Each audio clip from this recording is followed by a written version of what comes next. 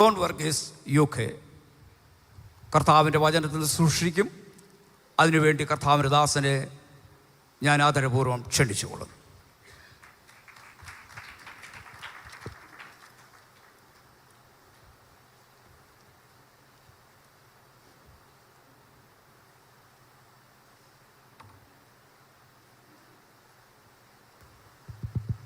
Praise the Lord.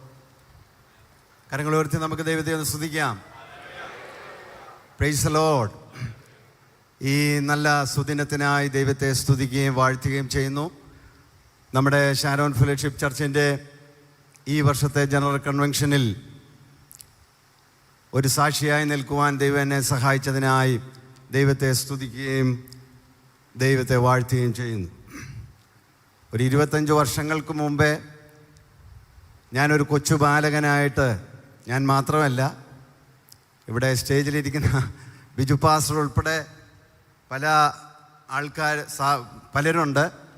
ഞങ്ങളെല്ലാവരും ഈ കൺവെൻഷൻ്റെ പുറകു സ്ഥലത്തൊക്കെ വരികയും ഇവിടുത്തെ പാട്ടൊക്കെ കേട്ടിട്ട് തിരിച്ചു പോവുകയായിരുന്നു പതിവ്. സ്വപ്നത്തിൽ പോലും വിചാരിച്ചില്ല ഇങ്ങനെ ഇവിടെ നിൽക്കുവാൻ കഴിയുമെന്ന്.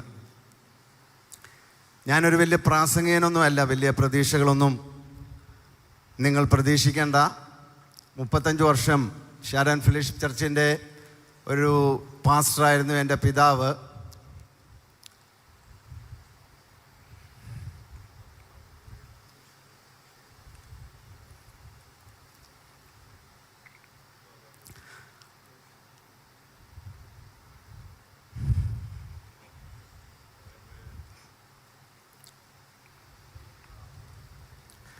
അദ്ദേഹം ഈ സ്റ്റേജിൽ കയറി ഒരു പ്രാർത്ഥന പോലും പ്രാർത്ഥിച്ചിട്ടുണ്ടെന്ന് എനിക്ക് തോന്നുന്നില്ല.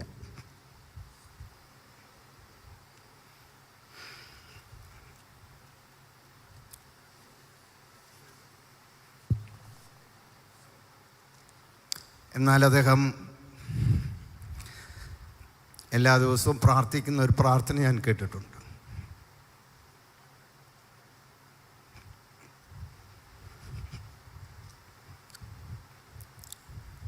വിദ്യാഭ്യാസത്തിന് വേണ്ടിയോ ലോകത്തിൻ്റെ ഉന്നതിക്ക് വേണ്ടിയല്ല അദ്ദേഹം പ്രാർത്ഥിച്ചത്. ഇന്നിവിടെ ഞാൻ നിൽക്കുവാനായിരുന്നു പ്രാർത്ഥിച്ചത്.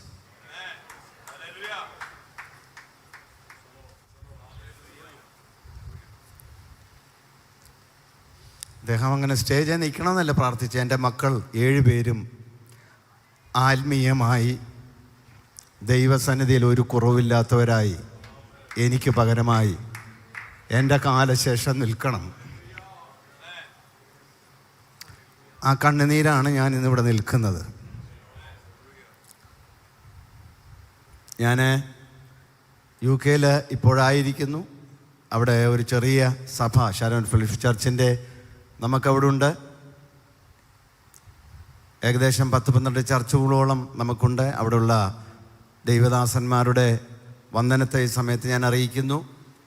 President pastor Sankutty Pappachan, pastor Prince,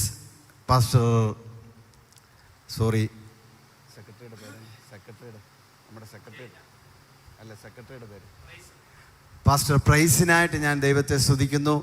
അതുപോലെ തന്നെ സീനിയർ പാസ്റ്റർ ജെയിംസ് ശാമുവേൽ. കേരളത്തിലുള്ളവരുടെ പാസ്റ്റർമാരുടെ പേര് പറയരുതെന്നാണ് പറഞ്ഞിരിക്കുന്നത്. UK പേര് പറയരുതെന്ന് പറഞ്ഞിട്ടില്ല, അതുകൊണ്ടാണ് പറഞ്ഞത്. എല്ലാ ദൈവദാസന്മാരുടെയും സഭകളുടെയും സ്നേഹ വന്ദനങ്ങളെ ഇന്ന് പകൽക്കാലം ഞാൻ അറിയിക്കുകയാണ്.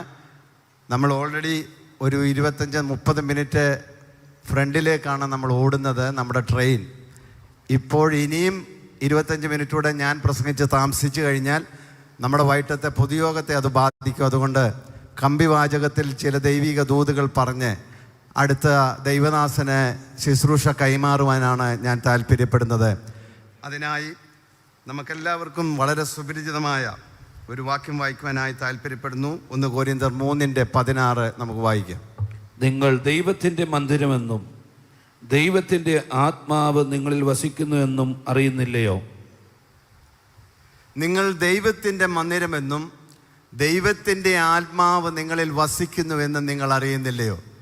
ഈ മന്ദിരത്തെക്കുറിച്ചൊന്ന് പഠിക്കണമെന്നുണ്ടെങ്കിൽ, അതായത് ഈ ആലയത്തെക്കുറിച്ചൊന്ന് പഠിക്കണമെന്നുണ്ടെങ്കിൽ നമ്മൾ പഴയ നിയമത്തിലേക്ക് അല്പം ഒന്ന് പോകേണ്ടിയിരിക്കുന്നു.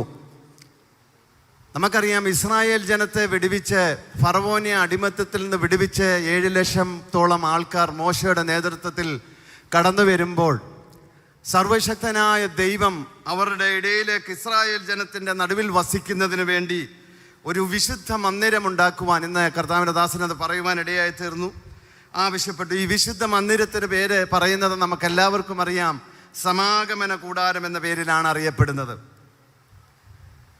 ഈ സമാഗമന കൂടാരത്തിൻ്റെ 7 ഉപകരണങ്ങളുണ്ട്. അതിന് പ്രത്യേകമായി ഉപയോഗിക്കുന്ന ചില വസ്തുക്കളെക്കുറിച്ച് വചനം നമ്മൾ പഠിക്കുമ്പോൾ മനസ്സിലാക്കുവാൻ കഴിയുന്നുണ്ട്. ആ വസ്തുക്കൾ ചിലത് ഞാൻ കഴിഞ്ഞ ദിവസം അതിനെക്കുറിച്ച് ചിന്തിച്ചു. ആ ചില വസ്തുക്കളെക്കുറിച്ച് ഞാൻ പഠിച്ചപ്പോൾ ചില വസ്തുക്കൾ എന്ന് പറയുന്നത് പൊന്ന്, വെള്ളി, താമ്രം, നീലനൂൽ, ധൂമറനൂൽ, ചുമപ്പ് നൂൽ എന്നീ വസ്തുക്കൾ കൊണ്ടാണ് ഈ സമാഗമന കൂടാരത്തെ സൃഷ്ടിച്ചിരിക്കുന്നത്. ഈ പ്രത്യേകമായി ദൈവം കൊടുത്ത ആലോചന പ്രകാരം കർത്താവിൻ്റെ ദാസനായ മോശ ഈ സമാഗമന കൂടാരം ഉണ്ടാക്കും. ഈ ജനങ്ങളുടെ ഇടയിലേക്ക് ദൈവം, യഹോവയായ ദൈവം, വിശുദ്ധനായ ദൈവം ഇറങ്ങി വരുന്നത് ഈ സമാഗമന കൂടാരത്തിൻ്റെ സാന്നിധ്യത്തിലേക്കാണ്. ഈ കൂടാരത്തിലേക്ക് ദൈവം ഇറങ്ങി വരുമ്പോൾ ഈ വസ്തുക്കൾക്കൊന്നും പ്രത്യേകം പ്രാധാന്യതയൊന്നുമില്ലെങ്കിലും ദൈവത്തിൻ്റെ വലിയ സാന്നിധ്യം ഇറങ്ങി വരുമ്പോൾ ഈ സാന്നിധ്യത്തിൽ ഈ പൊന്ന് ഒരു വീണ്ടെടുപ്പിൻ്റെ ഒരു അടയാളമായി അവിടെ നമുക്ക് കാണുവാനായി കഴിയും.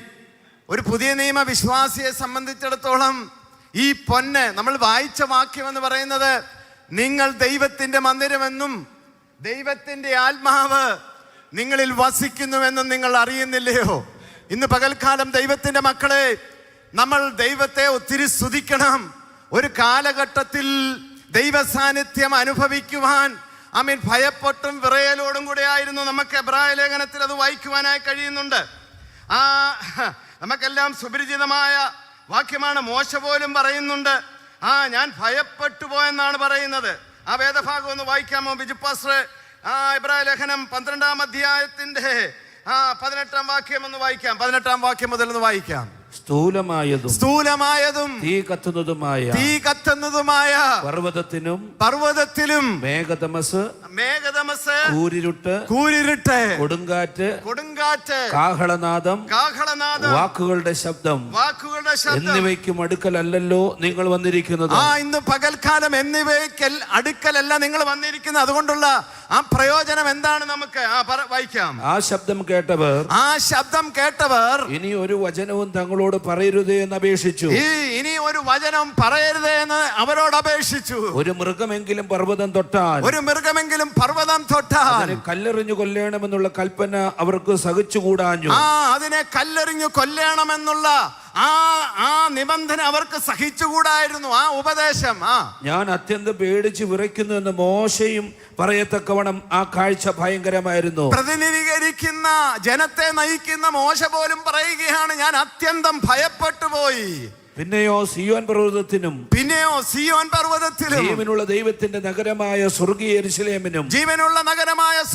യെരൂശലേമിനും അനേകായിരം ദൂതന്മാരുടെ സർവ്വസംഘത്തിനും സ്വർഗത്തിൽ പേരെഴുതിയിരിക്കുന്ന ആദിജാതന്മാരുടെ സഭയ്ക്കും എല്ലാവരുടെയും ദൈവമായ ന്യായാധിപതിക്കും സിദ്ധന്മാരായ നീതിമാന്മാരുടെ ആത്മാക്കൾക്കും പുതിയ നിയമത്തിന്റെ മധ്യസ്ഥനായ യേശുവിനും ആബേലിന്റെ രക്തത്തെക്കാൾ ഗുണകരമായി സംസാരിക്കുന്ന പുണ്യാഹരക്തത്തിന്റെ അടുക്കൽ വന്നിരിക്കുന്നത്. ഇന്ന് പകൽക്കാലം നമ്മൾ വന്നിരിക്കുന്നത്, ഇന്ന് പകൽക്കാലം ദൈവമക്കളെ സ്തുതിക്കുന്നതിന് ഭയപ്പെടേണ്ട കാര്യമില്ല. ദൈവത്തിന്റെ അടുക്കലേക്ക് വരുന്നതിന് ഭയപ്പെടേണ്ട കാര്യമില്ല. ഏത് സമയത്തും ആ കൃപാസനത്തിനടുത്തേക്ക് ഇറങ്ങി വന്ന് ആ ദൈവത്തിന്റെ മഹത്വം ദർശിക്കുവാൻ ദൈവം നമുക്ക് തന്നിരിക്കുന്ന പദവിയോർത്ത് ഇന്ന് പകൽക്കാലം എത്ര പേർക്ക് കാര്യങ്ങൾ ഉയർത്തി ശക്തമായി ദൈവത്തെ സ്തുതിക്കുവാൻ കഴിയും? ദൈവമക്കളെ സ്തോത്രം. ദൈവമഹത്വം ഉണ്ട് അവിടെ. ആ സമാഗമന കൂടാരത്തിൽ പ്രത്യക്ഷപ്പെടുന്ന ഒരു ഹല്ലേലൂയ വേറൊരു സ്വഭാവമാണ് വീണ്ടെടുപ്പ്.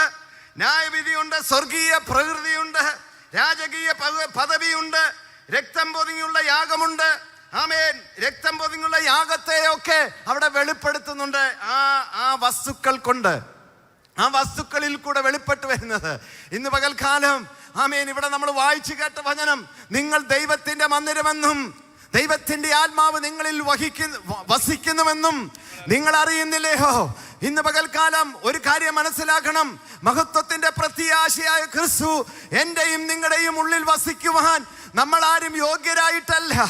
ഈ മഹത്വം എന്നിലൂടെയും നിങ്ങളിലൂടെയും വെളിപ്പെടുത്തുവാൻ സർവശക്തനായ ദൈവത്തിന് മനസ്സ് തോന്നിയത് എന്റെ പുണ്യപ്രവൃത്തിയല്ല. ഹല്ലേലൂയ, സ്തോത്രം. ഒരു രാജകീയ പദവി നമുക്ക് തരുവാൻ, നമ്മളെ ആ പദവിയിലേക്ക് മാറ്റുവാൻ ആ ദൈവത്തിന്റെ സാന്നിധ്യം നമ്മളിൽ ഉള്ളത് കൊണ്ട് പത്രോസിന്റെ ലേഖനത്തിൽ നമ്മൾ ഇങ്ങനെയാണ് വായിക്കുന്നത്. ഹല്ലേലൂയ. എന്താണ് വായിക്കുന്നത്? ഒരു വാക്യമുണ്ടല്ലോ, ആമേൻ, സ്തോത്രം.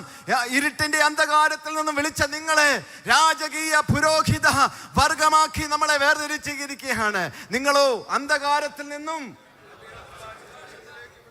അത്ഭുത പ്രകാശത്തിലേക്ക് സദ്ഗുണങ്ങളെ പ്രഘോഷിക്കുവാൻ തക്കവണ്ണം തിരഞ്ഞെടുക്കപ്പെട്ട ഒരു രാജകീയ പുരോഹിത വർഗമാണ്. ഇന്ന് പകൽക്കാലം ദൈവത്തിന്റെ മക്കളെ, ഈ ഹല്ലേലൂയ യാതൊരു യോഗ്യതയുമില്ലാത്ത എന്റെ ഉള്ളിൽ എന്റെ യേശു ഉണ്ട്. ഇന്ന് പകൽക്കാലം നേതൃത്വം നമ്മളെ മനസ്സിലാക്കിയില്ലെങ്കിലും, സഭ നമുക്ക് വേണ്ട പരിഗണന തന്നില്ലെങ്കിലും, ആരും നമ്മളെ മാനിച്ചില്ലെങ്കിലും, ഇന്ന് പകൽക്കാലം യേശുവിന്റെ ഉള്ളിലുള്ളത് കൊണ്ട്, ആ മഹത്വത്തിന്റെ പ്രത്യാശയായ ക്രിസ്തു എന്റെ ഉള്ളിൽ വസിക്കുന്നത് കൊണ്ട്, ആ പരിശുദ്ധാത്മാവിനെ എന്റെ ഉള്ളിൽ പകർന്നിരിക്കുന്നത് കൊണ്ട്, ഞാൻ കുറഞ്ഞ പുള്ളിയല്ല കേട്ടോ. സ്തോത്രം. ഇവിടുത്തെ രാഷ്ട്രീയക്കാരനും ഇവിടുത്തെ ദൈവമില്ലാത്ത നിരീശ്വരവാദിക്കും തട്ടാനുള്ളവനല്ല ഇവിടുത്തെ ദൈവ പൈതൽ. കാൽവറി ക്രൂശിലെ പുണ്യാക രക്തം കൊണ്ട് വിലയ്ക്ക് വാങ്ങിയ ദൈവമക്കളെയും ദൈവസഭയും തൊടുമ്പോൾ, തൊടുന്നവർ ഒന്ന് ആലോചിച്ച് വേണം തൊടാൻ. കണക്ക് ചോദിക്കുന്ന ഒരു ദൈവമുണ്ട്. കാൽവറി ക്രൂശിൽ സ്വന്തം രക്തം കൊടുത്ത് ദൈവമായിരുന്ന നമ്മുടെ കർത്താപ്പച്ചൻ ഹല്ലേലൂയ താണലോകത്തിലേക്ക് ഇറങ്ങി വന്ന് വീണ്ടെടുത്ത ദൈവമക്കളാ. ഇട്ട് തട്ടുമ്പം ആലോചിച്ചിട്ട് വേണം ഇവിടുത്തെ മത തീവ്രവാദികളൊക്കെ ഹല്ലേലൂയ ദൈവമക്കളെ തൊടുവാൻ. എന്റെയും നിങ്ങളുടെയും ഹല്ലേലൂയ ദൈവമക്കളെ തൊടുന്നവർ ദൈവത്തിന്റെ കൃഷ്ണമണിയെ തൊടുന്നു എന്നാ ദൈവവചനം പറയുന്നത്. ഇതൊക്കെ എന്നാണ് കാരണം എന്നറിയാമോ? എന്താണ് കാരണം? നമ്മൾ വായിച്ചു, നിങ്ങൾ ദൈവത്തിന്റെ മന്ദിരം. Praise the Lord. ഇന്ന് പകൽക്കാലം ദൈവമക്കളെ, പഴയ നിയമത്തിലെ മന്ദിരത്തെക്കുറിച്ചൊക്കെ എനിക്കൊന്ന് പറയണമെന്ന് താല്പര്യമുണ്ട്. സ്തോത്രം. അവിടെ പല പദവികളുണ്ട്. സ്തോത്രം. ഇന്ന് പകൽക്കാലം നമ്മൾ ആ പദവികളും ആ യോഗ്യതകളൊക്കെ ഒന്ന് പഠിച്ചാലുണ്ടല്ലോ, ഹല്ലേലൂയ, ഏറിയെ പോലും നമുക്ക് അടുക്കുവാൻ പറ്റത്തില്ല. എന്നാൽ അതൊന്നും നമുക്ക് ബാധകമല്ല. ഇന്ന് പകൽക്കാലം കാൽവരി ക്രൂശിലെ പുണ്യാക രക്തത്താൽ ഉള്ള വീണ്ടെടുപ്പിലൂടെ നമുക്ക് തന്ന വീണ്ടെടുപ്പിനായി, അതിലൂടെയുള്ള ആ ഹല്ലേലൂയ പ്രവേശനത്തിനായി ഇന്ന് പകൽക്കാലം കരങ്ങൾ ഉയർത്തി ഒരിക്കൽ കൂടെ ദൈവത്തെ സ്തുതിക്കാമോ? ആമേൻ. വചനം പറയുന്നു, അവൻ കുരിശിൽ ചൊരിഞ്ഞ രക്തം കൊണ്ട് ഹല്ലേലൂയ അവൻ മുഖാന്തരം നമുക്ക് സമാധാനമുണ്ട്. ഇന്ന് പകൽക്കാലം ആ മഹത്വത്തിന്റെ പ്രത്യാശയായ ക്രിസ്തു ഹല്ലേലൂയ ആ ആത്മാവ് എന്റെയും ഉള്ളിലെ നിങ്ങളിൽ വസിക്കുന്നത് കൊണ്ട് നമുക്ക് സമാധാനമുണ്ട്. അതിക്രമങ്ങളൊക്കെയും നമ്മളോട് ക്ഷമിച്ച്, ചട്ടങ്ങളാൽ നമുക്ക് വിരോധമായി പ്രതികൂലമായിരുന്ന കൈയെഴുത്ത് മായിച്ച്, ക്രൂശിൽ തറച്ച് നടുവിൽ നിന്ന് നീക്കിക്കളഞ്ഞ്, വാഴ്ചകളെയും അധികാരങ്ങളെയും ആയുധവർഗം വെപ്പിച്ച് ക്രൂശിൽ അവരുടെ മേൽ ജയോത്സവം കൊണ്ടാടി അവരെ പരസ്യമായി നിർത്തി. പല വിശ്വാസികളുടെയും സ്തോത്രം സംസാരങ്ങളും അല്ലെങ്കിൽ അവരുടെ നിലപാടുകളൊക്കെ കാണുമ്പോൾ, എൻ്റെ കർത്താവേ, ഇവർക്കിതൊന്നും അറിയേലേ. സ്തോത്രം. ഇവിടുത്തെ ബംഗ്ലാവോ, ഇവിടുത്തെ ഹല്ലേലൂയ ഇവിടെ ലോകം തരുന്ന ആമീൻ ദൈവമക്കളെ സമൃദ്ധിയല്ല, അവിടെയല്ല ഒരു ദൈവ പൈതൽ സന്തോഷം കൊള്ളുന്നത്. ഇന്ന് പകൽക്കാലം നമ്മുടെ പാപങ്ങൾ യേശു കാൽവരി ക്രൂശിൽ ആമീൻ അവൻ ഏറ്റെടുത്തു, നമ്മളെ വിമോചിതരാക്കി. നമുക്കെതിരായി ശത്രു എഴുതിയ രേഖകളെ മായിച്ച് ന്യായവിധിയിൽ നിന്നും നിത്യ മരണത്തിൽ നിന്നും നമ്മളെ വിടുവിച്ചെങ്കിൽ അവിടെയാണ് നമ്മൾ ദൈവത്തെ സ്തുതിക്കേണ്ടത്.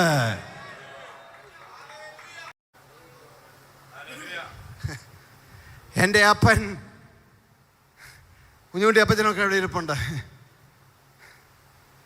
8:30 ഇവിടെ തിരുവല്ല ബിജു പാസ്റ്റർ ഞാൻ ഇപ്പം നിർത്തിക്കോളാം. 8:30 തിരുവല്ല ബസ് സ്റ്റാൻഡിൽ നിന്ന് ഒരു മല്ലപ്പള്ളിക്ക് പോകാനൊരു ബസ്സുണ്ട്. ഇന്നുണ്ടോയെന്ന് എനിക്കറിയത്തില്ല. റാന്നിക്കൊരു ബസ്സുണ്ട്. 7 മക്കളാണ് ഞങ്ങൾ. ഞങ്ങളെ 7 പേരെയും തിരിച്ച് ബസ്സേ കയറ്റി കൊണ്ടുപോകാൻ അദ്ദേഹത്തിന് വണ്ടിക്കൂലിയില്ല. അന്നും ഇവിടെ നിന്ന് അദ്ദേഹം മരിക്കുന്നതിന് കുറച്ച് നാളുകൾക്ക് മുമ്പേ ഇവിടെ മിക്കവാറും എല്ലാ പാസ്റ്റർമാർക്ക് പോലും വാഹനങ്ങളുണ്ട്. ഹല്ലേലൂയ. ഇന്നാണ് എനിക്ക് മനസ്സിലായ കാര്യങ്ങളൊക്കെ. എൻ്റെ പിതാവ് ഇവിടെ മനക്കച്ചറ ഇറങ്ങി അവിടെ നിന്ന് ഷോർട്ട് കട്ടുണ്ട് ഞങ്ങളുടെ പഴമ്പള്ളി വീട്ടിലേക്ക്. ആ വഴിയിലൂടെയൊക്കെ അദ്ദേഹം കണ്ണുനീരോടെ പ്രാർത്ഥിച്ചു കൊണ്ട് പോകുമായിരുന്നു. അവസ്ഥകൾക്കൊക്കെ ഒരു മാറ്റം വരുത്തണമെന്ന്. ഇന്ന് ഞാൻ വലിയ മിടുക്കനാന്ന് പറയാൻ വന്നതല്ല കേട്ടോ. ആരെങ്കിലും കണ്ണുനീരൊഴുക്കുന്നുണ്ടെങ്കിൽ, ഈ ക്രൂശിൻ്റെ ചുവട്ടിൽ മുട്ടുമടക്കിയിട്ടുണ്ടെങ്കിൽ, ഈ ക്രിസ്തുവിനെ ഉള്ളിൽ വഹിക്കുന്നുണ്ടെങ്കിൽ, ഈ ക്രൂശ് ചുമക്കുന്നുണ്ടെങ്കിൽ, നിങ്ങളുടെ കണ്ണുനീര് ഇന്നല്ലെങ്കിൽ നാളെ അത് തുരുത്തിയിൽ ശേഖരിച്ചു വെച്ച ദൈവത്തിന്റെ ദാസന്മാരെ, ദാസിമാരെ, ഇന്നു പകൽക്കാലം ഞാൻ പറയാം, കർത്താവിന്റെ വരവ് താമസമെങ്കിൽ നമ്മുടെ തലമുറയെ ദൈവം മാനിക്കുക തന്നെ ചെയ്യും. അവൻ വിശ്വസ്തനാണ്. ഈ വചനങ്ങളാൽ ദൈവം നമ്മളെ അനുഗ്രഹിക്കുമാറാകട്ടെ.